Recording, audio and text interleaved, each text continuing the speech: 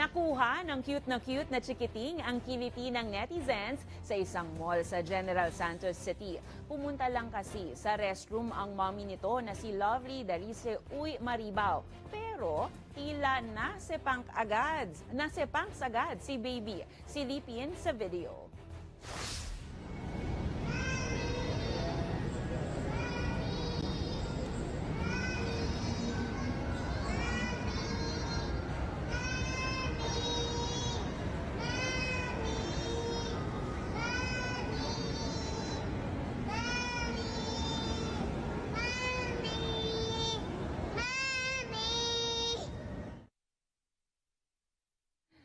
Kaway-kaway sa mga mommy na nag-CR lang. Kung kayo ay may kwentong kakaiba, mga kwento ng pag-ibig o storya ng inspirasyon at pag-asa, maaari niyo itong ibahagi. Sumali sa ating Facebook group na Balitang A to Z.